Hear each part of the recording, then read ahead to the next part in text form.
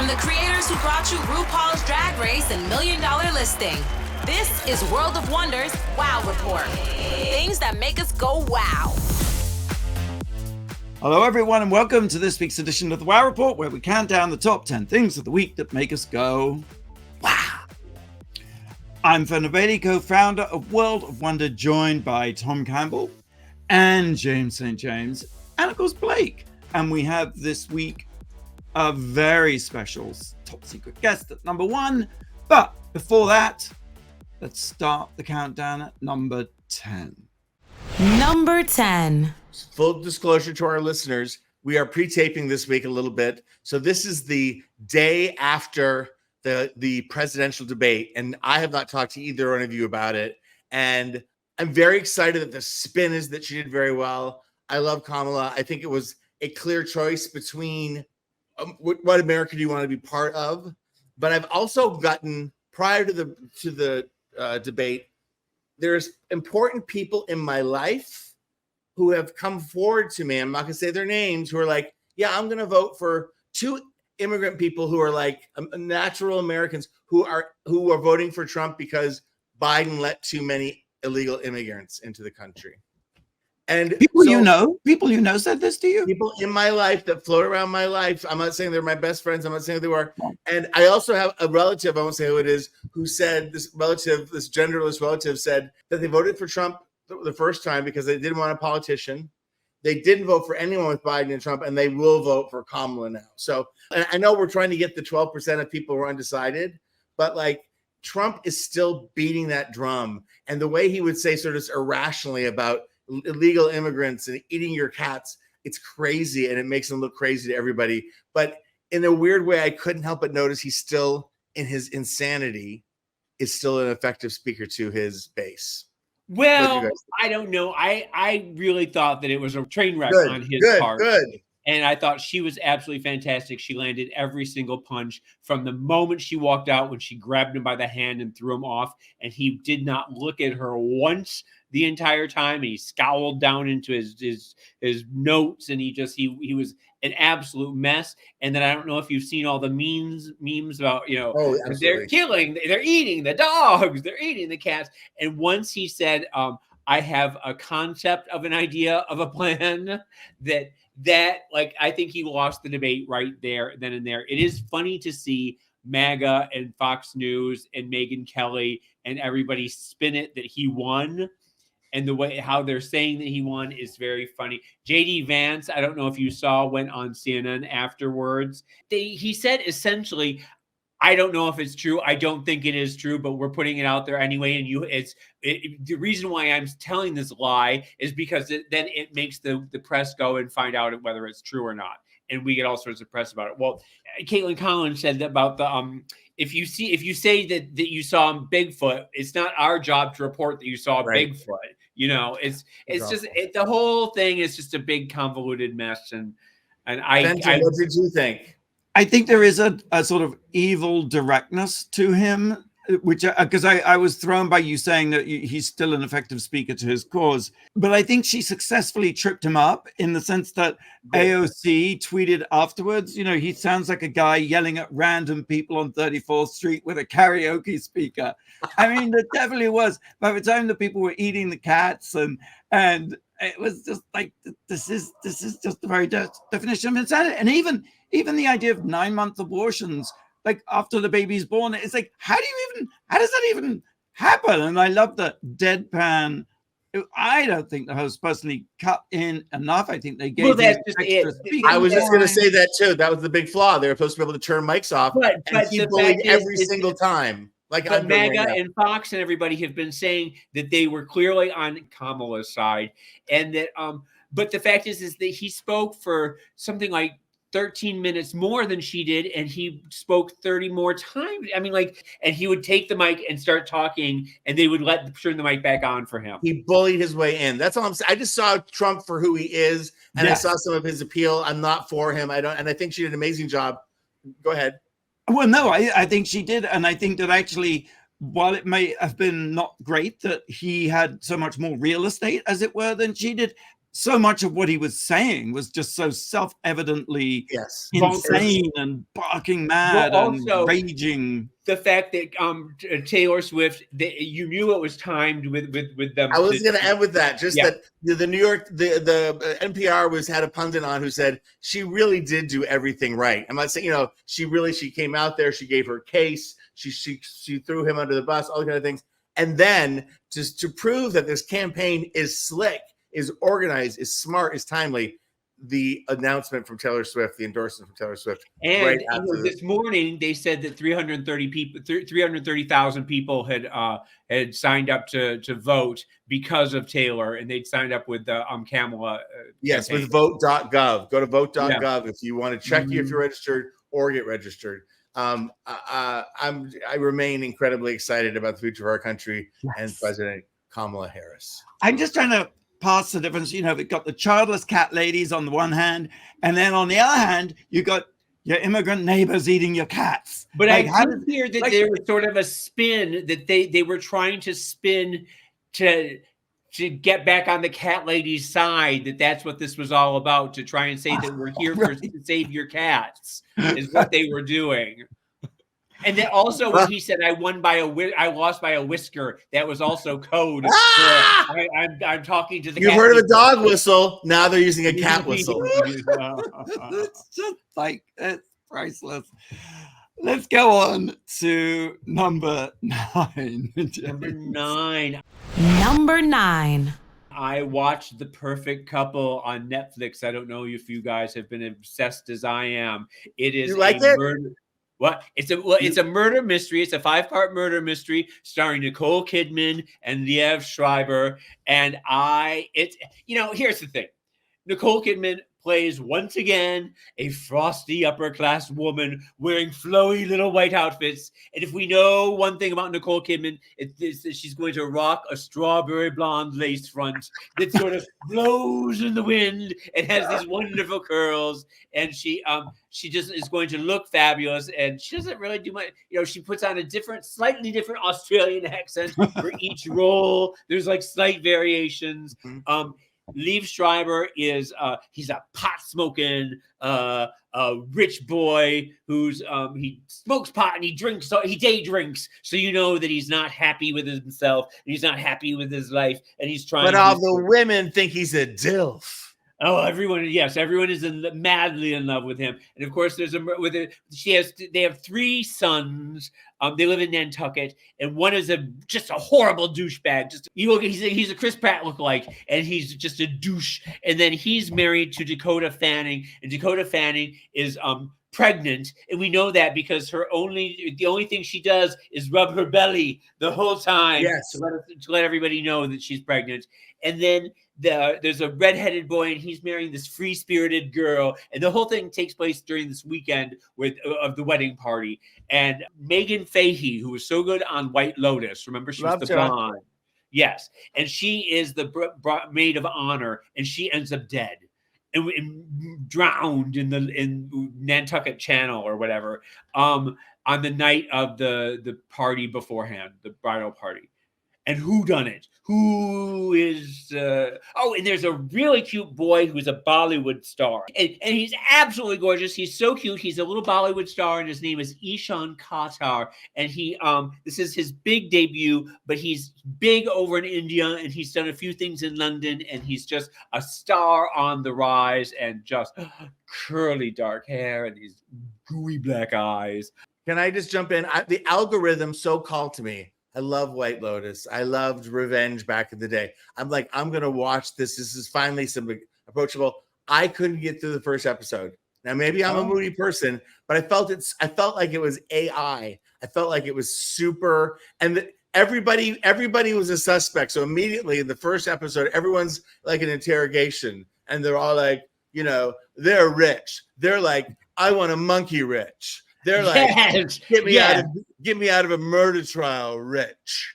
Well, I'll tell you something. That all did feel like AI, and it was terrible acting. But once you get past the first episode, it stops with that nonsense, and it just becomes a regular. But you agree the opening was really beyond not subtle, and I don't need subtle. Don't get me wrong. Yes, they're all being interrogated in a room in the police station, and the camera is on them, and they're just giving their opinions about how much they hate, Nicole. It felt like bad improv. There, I said it. It was, yeah. No, I agree with you. But I'm always enchanted with Nicole Kidman's choices in her, wigs and outfits and accents. I am just profoundly unenchanted. I don't know. It's not true. You watch all of them. Every single one you watch. Well, apparently she just won big time at Cannes, didn't she? For a Baby, the new movie she did, where she's supposed to be Oscar bait. She can do whatever she wants. She's always working. She's working on something right now. Wherever you are, Nicole Kidman is working on a movie. All right. Let's move on to number 8. Number 8. Do you speak Generation Alpha?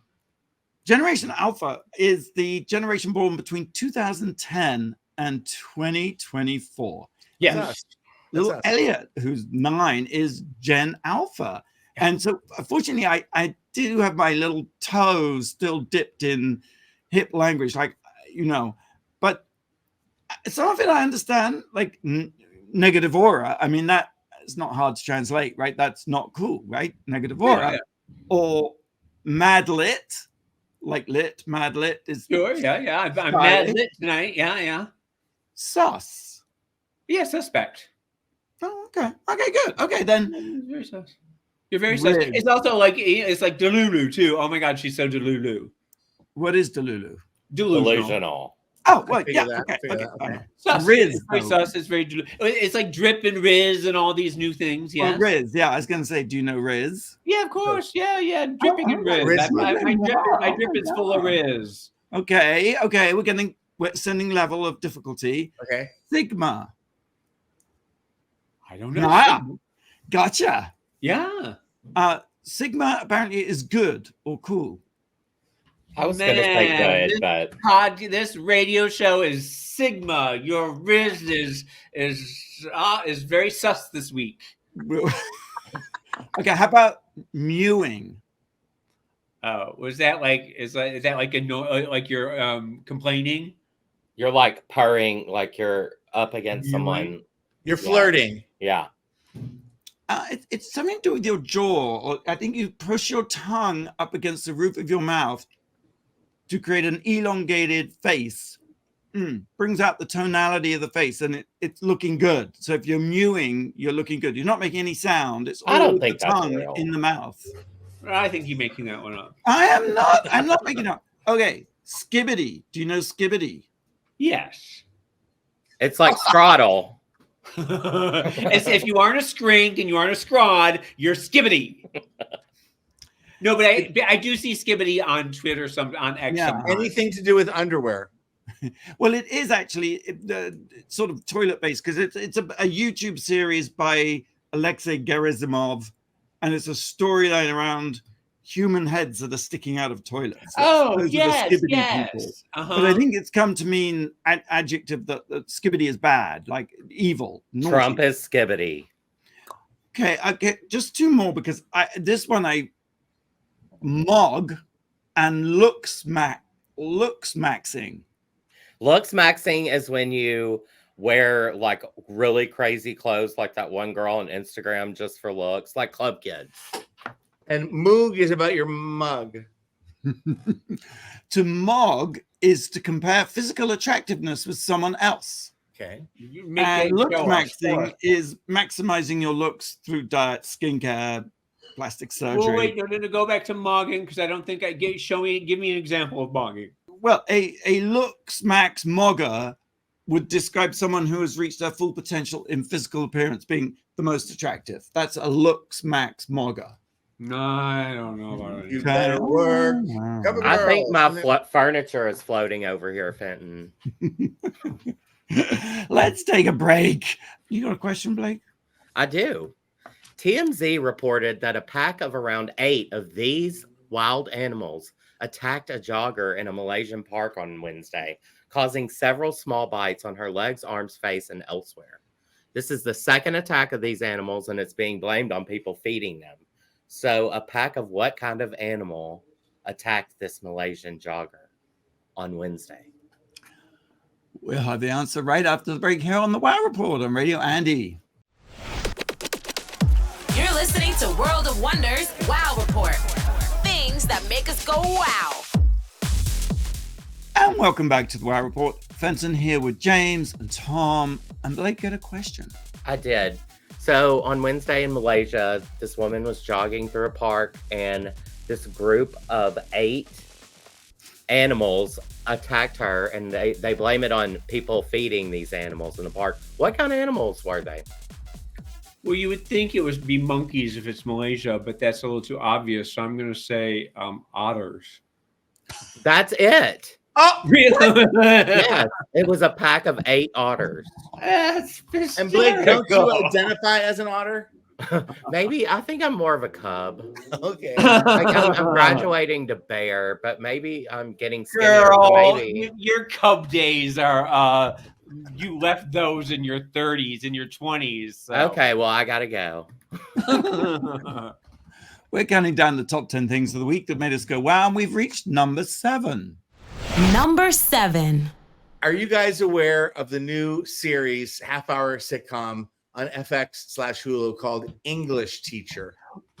Well, I'm so glad you said this because I hear a lot about it on social media and everybody is raving. So give us the tea. I say run, don't walk. And I know I get hypey and you don't believe what I'm saying, but Brian Jordan Alvarez created it, writes it, and is the star of it. And he's done lots of things on the YouTube and whatever. People know him from different places. I remember him. Remember when Will and Grace came back and Jack had the Latin American flight attendant boyfriend who he ended up marrying, who was like, oh, very funny. It's the same guy. That was just a character. He plays a gay teacher at a junior high school or at high school, like in a weird Midwest city.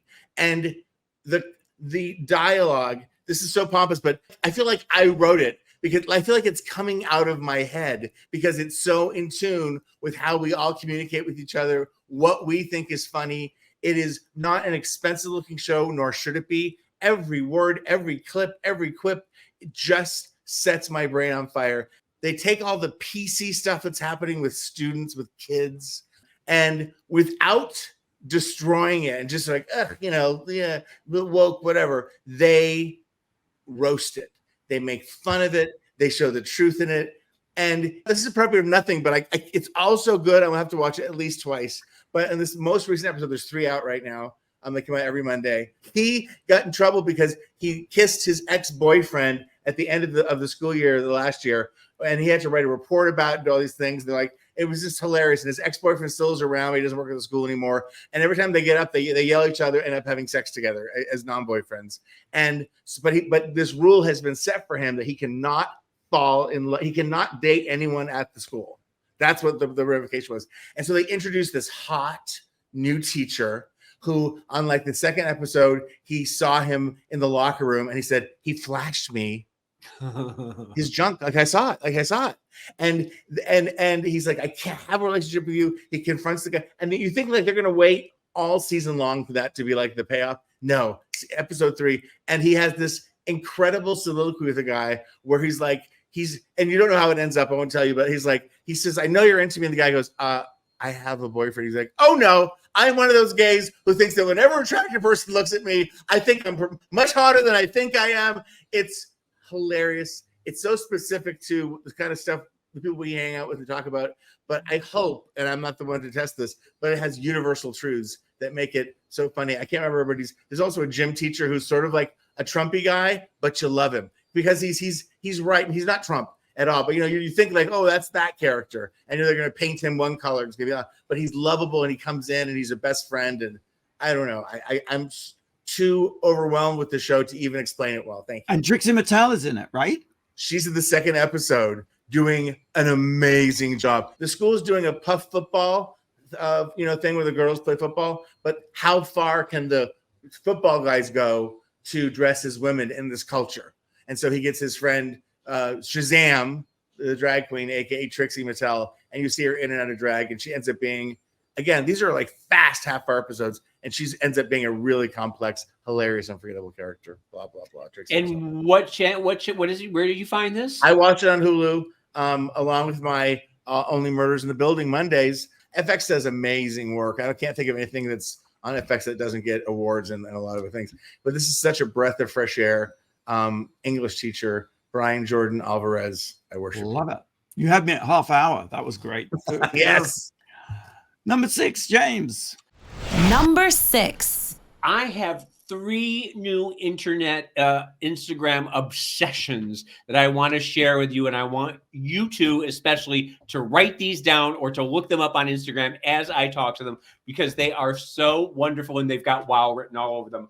The first, it's hard to explain this one, but he is a Superman cosplayer from Istanbul, and he his name is Ahmet Yildiz, and his Instagram handle is Clark.Kent58. And he walks around in the Superman outfit, and the girls go bananas for him. The gays squeal and scream. The children start crying when they see him. He looks more like Superman than Henry Cavill, than Christopher Reeve. He is so cute and so happy. And old women start crying when they see him. And are you looking at him right now? Yes. And just start scrolling down, because he does Clark Kent too. And he's so happy to do this. He is so adorable. And I just want you to follow him, because every time he comes up in your feed, you're just going to smile at how the joy he brings to people and how beautiful he is. Now, the second one is the new fashion editor at Interview magazine. He just started 2 weeks ago, and his name is Lyas, Ly.AS. And he's this French faggot who is just this kooky club kitty. He dresses, but he's beautiful. He's really gorgeous, and he's smart and insightful. And when he starts talking fashion, he manages to extrapolate into all sorts of like crazy ideas. And he's just his reels are just brilliant. And he's the new Diana Vreeland, as far as I'm concerned. He's the new, he's the new Tim Gunn. He's the new who's Law Roach. He's everything in fashion that we love. Lyas. I just followed him.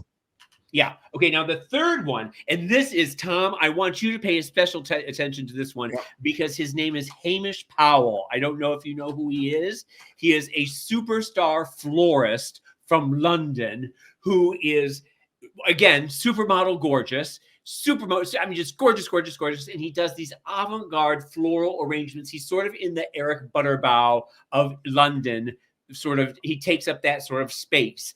And I keep thinking, if you follow him, sometimes he's got pink hair, sometimes he doesn't have eyebrows, sometimes he's got blue hair. Yes. And every single one of his designs is gorgeous, and he dresses people in little flower outfits. And Hamish Powell. Yeah.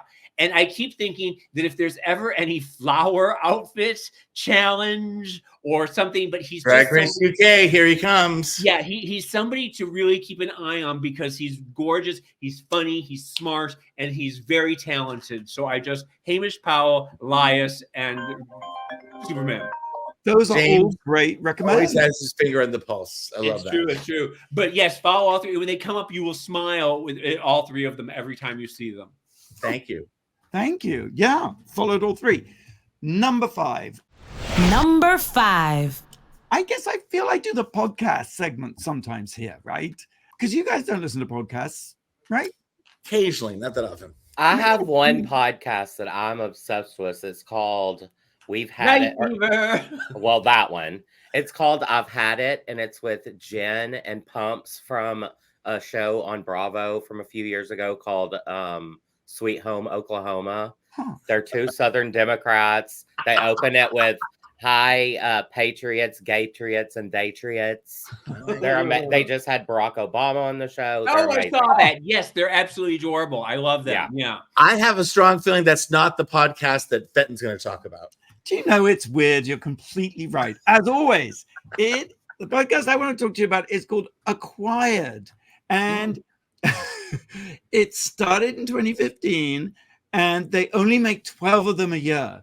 And they have explained themselves, and it sounds douchey, but it's not. They say they aspire to be the Hermes of podcasts. And every episode can sometimes run for 3 hours, but listen to it at double speed. It's fine. And they pick a company. They tell the story of a company. They tell the story of Costco or Berkshire Hathaway or Novo Nordisk, the makers of Monjuro. Or this sounds amazing for a car trip or a plane flight. Yes. The two host thing seems to work well. Ben Gilbert and David Rosenthal. And they started, I think the first episode they did was on Pixar. And, it got a few downloads. And then they did one on Tesla. And then suddenly it's just gone through the roof. And one of the most recent ones they did, in fact, was 3 hours on the history of Hermes. And it's absolutely it's a fascinating story. So it's really a book on tape almost. It really is. It is in a way. Yes, it is. But with this singular focus. I mean, their whole argument is that there's no more Roman Empire anymore, and that corporations are the biggest and best nonfiction stories of our day. I happen to agree with that. I think it's very true because you've got massive amounts of people, lots of different narratives, all in one sort of umbrella type situation. And generations of stories that are being told. Yes. Yeah. And Hermes is a particularly interesting example. Started in 1837, the same year as Tiffany, and was started by a German immigrant orphan. Isn't that amazing? I mean, just that alone. And they were sort of, makers of harnesses for horse-drawn carriages. But of course, that's not how, even though that's the logo, and that logo didn't even come until after the Second World War, when no one was driving around in horse-drawn carriages. But the company's always been in the family. They never use consultants. They're very unlike LVMH, which actually also was started, LVMH started by Louis Vuitton, who was also an orphan. But interestingly, they quite early on pivoted. They recognized that it was all about cars, planes, and trains, and that making bags for those things was going to be the future, which is just, I don't know. I just find it fascinating and genius. It's very prescient, yes. And that the handbag, the sort of big breakthrough item was this big bag. The Kelly, the original Kelly wasn't called the Kelly. I think it was called a Sac de Pêche. And it was big. And then it got smaller because with automobiles, what you could put on the back of a horse or in a carriage wouldn't fit through a car door. And then it became the Kelly because Princess Grace of Monaco, was photographed leaving a hotel, clutching her Kelly. And the reason, putting her back. And the reason, I didn't know that. Because she was pregnant. She was trying to hide her pregnancy. Oh, my God. And did you know the original color of all their packages was actually cream? Oh. And they changed it to orange. Because when you open up a Kelly bag, when you open up the Kelly box, it's still wrapped in a cream, sort of like a blankety type thing. Right. And I suppose that's probably why they changed it to orange. Do you know why and when they changed it to orange? No. World War II, shortages of items and goods, and orange was what was used for baked goods. And apparently there were just lots of orange things sitting around because that's what they used to put all their croissants in. And so that's how they adopted orange. And the orange is sort of very similar to the World of Wonder orange, isn't it? It is, but interestingly, Hermes doesn't have one particular orange. They've kind of colonized all oranges, and they'll have bags and things in a different shade of orange. And there is no Pantone orange color. It's not a Pantone color. Whereas, no disrespect to World of Wonder, the Wow orange is a Pantone orange. Well, but you think of that because like Tiffany has the Tiffany blue, and the Tiffany blue never changes. It is what it is, and there's no variations on it. That's interesting that they don't go along with that they have variations. That's fascinating. Did you also know that the Birkin bag, named after Jane Birkin, the actress, was invented on an airplane trip from Paris to London, and that Jane Birkin got on, and her thing was to carry around a giant wicker basket of her shit, and it wouldn't fit in the overhead compartment. And the man who was in the seat next to her offered to help her with the bag, and it turned out to be Mr. Hermes himself. Yes, and I on do the remember flight, that. they talked about the bag, and he sketched on a napkin what he was like. Well, let's take this wicker bag and make something of it, and the wicker basket, and turned it into the Birkin. I mean, I love this kind of forensic detail, granular detail. But acquired. Yeah. Okay. I'm halfway through the Novo Nordisk story. They're the people who make the Monjura and all that.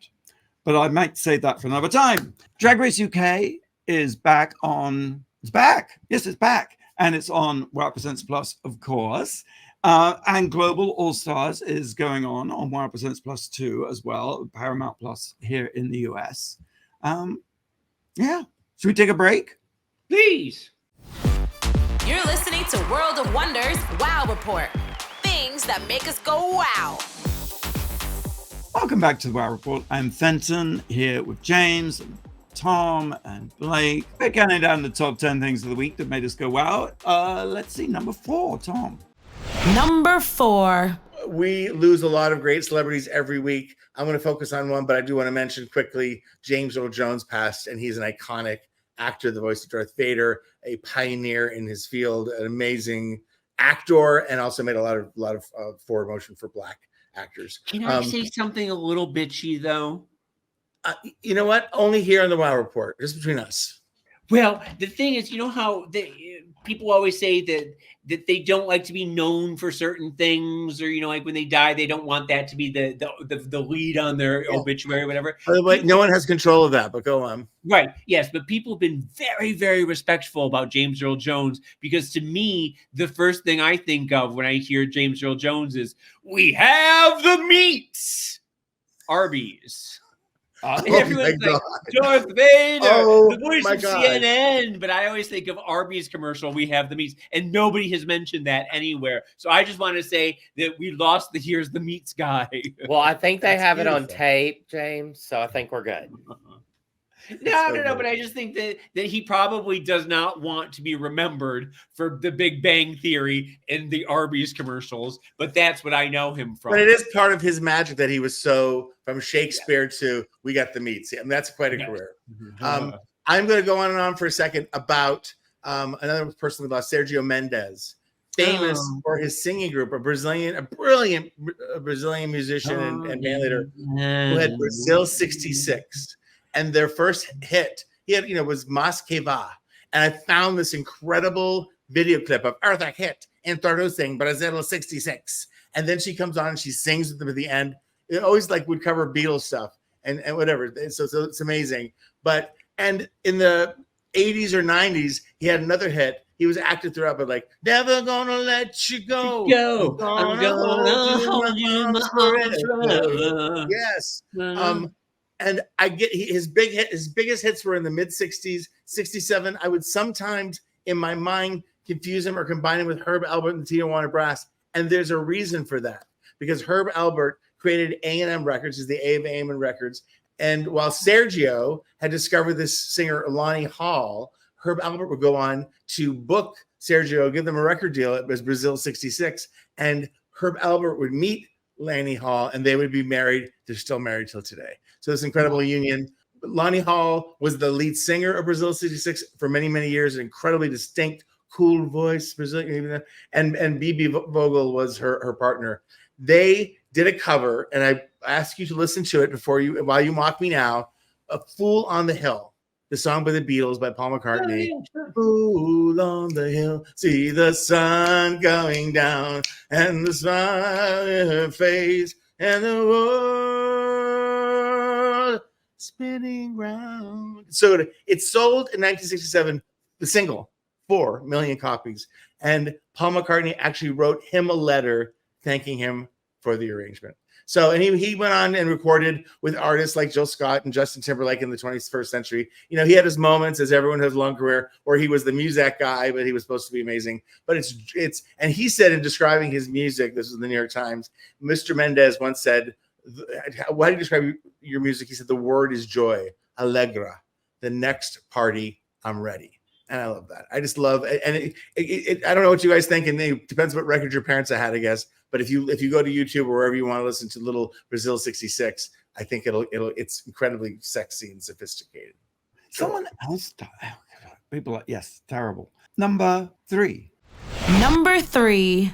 I know that we've talked on the show that Kathy Bates is doing a gender swapped reboot of Matlock coming this You make it sound woke. I love that you make it sound woke and forbidding now. It's like, oh, that Kathy Bates is doing a gender swap series. And we're all very excited about it, yes, but there was some sad news this week when she said that this will be her last role, that she is retiring from acting after Matlock. But don't you think she's going to be like Kiss and Elton John? Like, or Cher doing, yeah. Well, no. I don't think this, because she's talked about how the disappointment she's had with her acting career the last 10 years or so, and she said that she was planning on hanging it up before she was up for a role and she lost it, and she said she was face down on her sofa for a month sobbing, and that she said that she's never gotten the respect, not that she feels that she deserves, but she never was up for, she was never given any glamour roles. She was never,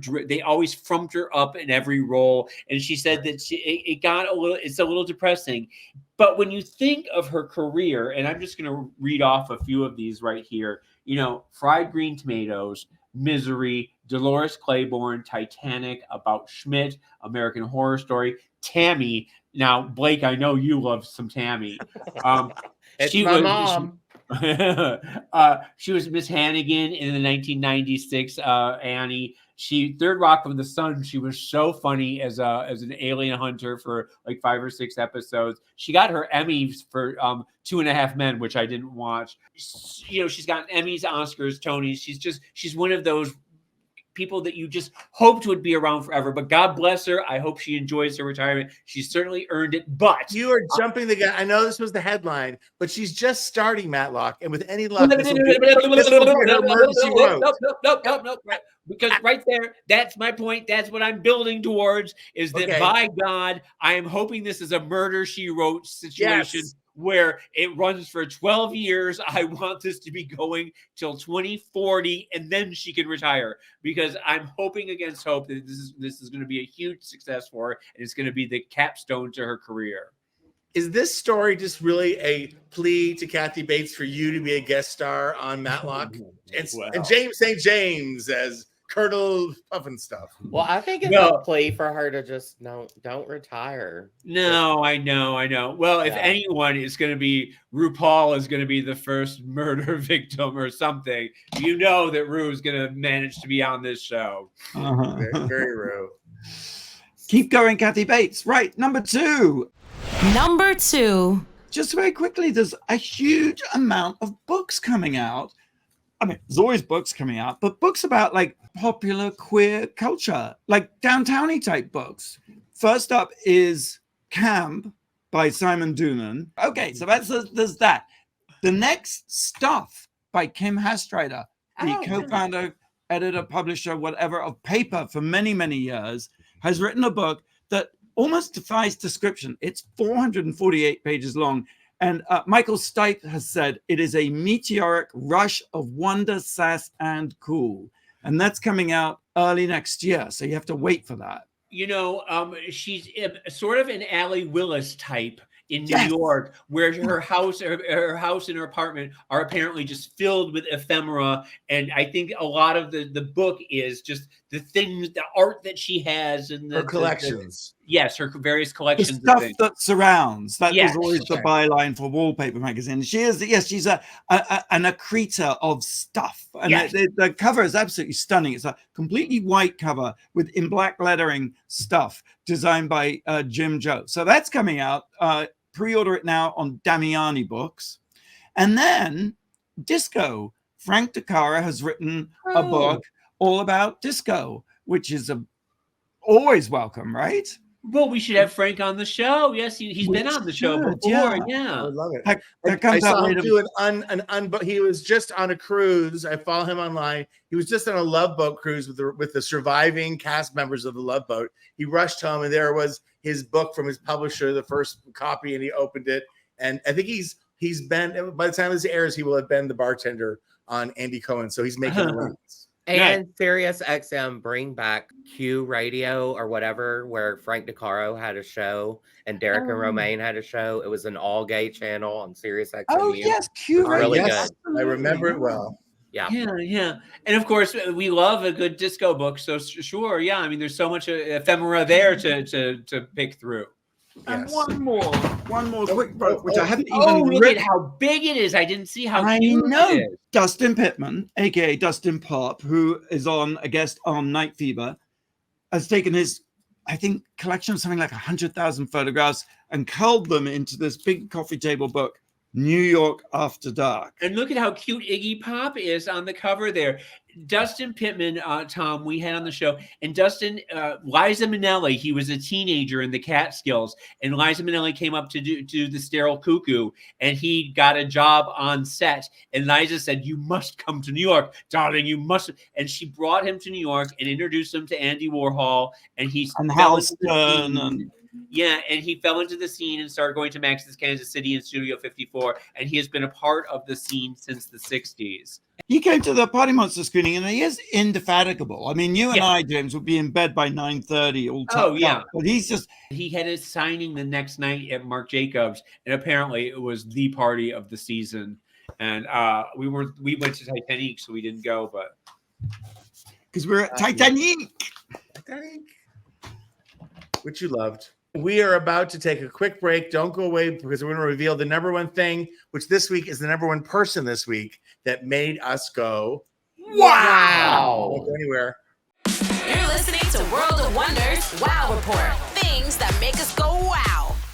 And welcome back to the Wow Report. It's Fenton here with James and Tom and Blake, and we've been having a marvelous time counting down the top 10 things of the week that make us go, wow! And we've reached number one, and the big reveal is number one. Alec Mapa is our special number one. Alec's so young and fresh, Alec. Well, I've lost 30 pounds. Really? You do? And I got to tell you, losing 30 pounds as a gay man in Los Angeles is the equivalent of winning an Oscar. I have been sent flowers. I have been congratulated by complete strangers at the Trader Joe's. I'm like Jennifer Coolidge. I'm now being invited places. It's really pathetic. You do. You are just a will-o'-the-wisp right now. I'm afraid it's going to blow away any second. Yes, well, that's always a possibility. Do you feel lighter? Do you have a bounce in your step? Do you sort of is exercise easier for you now? What are the changes in your life? Well, I'm trashier now because I'm much more confident. I feel like the extra weight was like something to hide behind. It kind of kept me out of the running, and I think it kind of like was a bulwark against the world. And so now I feel a little more vulnerable, and as a result, I'm just flirtier and sluttier than ever before. But it's really kind of, I talk about this. I have a new stand-up show that I'm doing in New York at the Laurie Beachman Theater on 42nd Street, which is closing. That's what you said. I didn't know this. It's an icon. It's an institution, and it's Alec, are you closing down yet another theater? I'm closing down yet another theater. Yeah. I was part of the Times Square theaters right before they tore it down for the Marriott to be built. You were part of the Gaiety. Yes. And after you danced one dance, and they were like, "It's over." Do you remember the Gaiety? Oh, girl, I remember the Gaiety. Oh my God. My very first, so I talk about this in my stand-up show, which is September 20th and 22nd at the Laurie Beachman Theater. You can get tickets now at spincyclenyc.com. And tickets are selling briskly. But my very first stand-up gig out of town was at the New Jersey version of the Gaiety, which back then was called the Cactus Club. And the setup was like the Gaiety. The guys would come out, strip off all their clothes, and then they'd go off stage, and there'd be a brief intermission while they would jerk off and get hard and come back on. And so I was the comic who had to stretch while I was 19 years old doing stand-up on stage while a man was masturbating 2 feet from me behind a flat. And nobody wanted to see me. This is before Viagra. This is before Viagra, where people had to do things the old-fashioned way, manually. Didn't they have buffers? I thought there was someone on hand to do the job. Like, well, there was always somebody sneaking backstage to help out. I mean, I thought that a more practical use of their salary that they gave me would have been using me as a fluffer. Like I would have had to stretch a lot less if they had just had me backstage. So I'm going to do this show, and it's the first show that I've done since the pandemic in New York City, because so much happened during the pandemic. I mean, Tom, you know this. I became a binge drinker during the pandemic, and as a result, I quit. I quit because I thought, okay, if I quit alcohol, then everything's gonna get better. And then I was on a pilot that starred Alec Baldwin and Kelsey Grammer. Oh, yes, I remember that. Yes. Yeah, you came on the show to talk about it. And then it didn't get picked up. And then I was diagnosed with prostate cancer. Then I was like, where's the payoff of quitting booze? And well, you know what the payoff was the Christmas show that you did with Donna Mills and Linda Gray. I guess so. Yeah, I would have wanted a series regular on a hit show on ABC, but a TV movie for Christmas time with Donna Mills is just as good. No, wait, what is the name of the show? Wasn't it like Ha Penis or Happiness or something? Yeah, the show is called Ha Penis because it's about my two favorite things, laughter and dick. And at one point when I had prostate cancer and I was in recovery and I was incontinent and impotent, I thought this is the opposite of hot penis. There's no laughs and I can't use my dick. So it's a journey of sorts. It's a journey. But please tell us that everything, you are on the mend and everything is getting better and you can get it up. I can say without equivocation that I'm sober and cancer free. Nice. And thanks to ED meds, I am now an erectile American. Nice. But it did take a long time. This is the point of Alec's QVC presentation where I jump in as a home caller and say, I have seen Alec do stand-up. And if you have seen him on TV, it's great. If you've seen him in the movies, it's great. There's nothing like seeing Alec Mapa live. He is one of the most hilarious, truly one of the most hilarious stand-ups, not gay, lesbian, Q, although he is, but one of the most hilarious, crowd-pleasing, laugh out loud comedians on the face of the earth. Thank you. Your check will be arriving shortly. I'm having it a courier service is sending it over. So tell me that this happiness is so it's about the last 5 years that have been a little harrowing, but you're making you're laughing at the journey you went through. Yeah, I think that's I just got it. It's happiness. Happiness. Yes. Happiness. It works on so many levels is what we're saying. Yeah, it really does. Let me take this moment really quickly to do my PSA. Prostate cancer is the most preventable cancer. And there are screenings that people our age, men our age, can get every year. They'll do a PSA test, which is a blood test where they can check the level of proteins in your prostate that are cancerous. And I went in for a routine checkup with my doctor, Dr. Blanche in Hollywood. She's the doctor at the Screen Actors Guild who sees everybody. And we all call her Dr. Blanche. She's actually Dr. Blanche Watson, but we all call her Dr. Blanche Hudson because we're gay. And one time she said to me, y'all wouldn't be calling me this if my name wasn't Blanche, and then I said, but you are named Blanche. You are.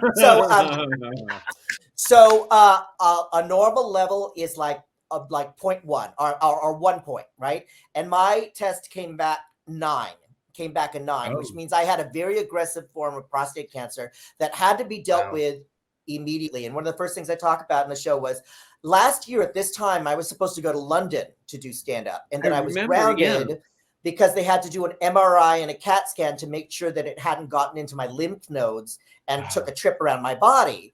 So they caught it in time. I was given a clean bill of health and I was able to do 3 months of stand-up on the road, which was the best thing because it kept my mind off of cancer by telling dick jokes and fart jokes. Like at home, I would have just been worried about it and been waiting for the procedure. I had a prostatectomy.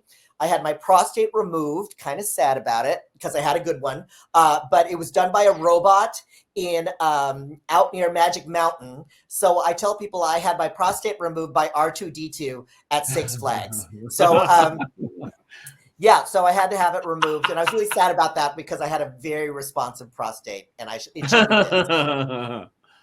I learned about my prostate while climbing the ropes in gym in the 8th grade. Did that anybody else happen? This happened to? What happened when you're climbing ropes? So my gym teacher was a big dyke, Miss Scott, former Army sergeant, unmarried. She knew my tea, I knew hers. She let me flake out on gym as long as I helped put away the balls at the end of the class. So at the end of every gym class, I'd say I've got the balls. So for our fitness test in the 8th grade, we had to climb the rope in gym. So I climbed the rope. I wrapped my legs around the rope. I pressed my hiney against this big, gigantic Navy rope, and I immediately got an erection. I climbed all the way up to the top, and my gym teacher could see the crazy look in my eye because she was saying, "Alec, knock it off. Come down here at once." And I was holding onto the rope so tight. I was like Julia Garner in that Ozarks thing. Like, if you want me to stop, you're going to have to kill me. And I had an orgasm when I reached the top of the ropes. I came and I kind of mopped it up with my underwear and my t-shirt, and I climbed back down, transformed. I was no longer a virgin. I spoke to Miss Scott. Was that your first orgasm? Yeah, my first orgasm. And I said to Miss Scott, woman to woman, I think we're done here. I've got the balls. Alec, thank you so much for joining us and ending things with a bang. Yes, please come see me at the Laurie Beachman Theater September 20th, which is a Friday, and September 22nd, which is a Sunday, both at 7 p.m. Tickets available now at spincyclenyc.com. Well, do you think you need to bring it to Los Angeles as well? I am definitely bringing to Los Angeles. I'm doing the launch in New York first because the audiences are wonderful, and they're very smart. And I always find out what's funny by going to New York first. Thank you, Alec. Thank you, Tom. you. Thank you, James. Thank you, Blake. Thank you for listening. Thank you for coming. Same place, same time next week. Until then, go out and do something that makes the world go wow. Wow.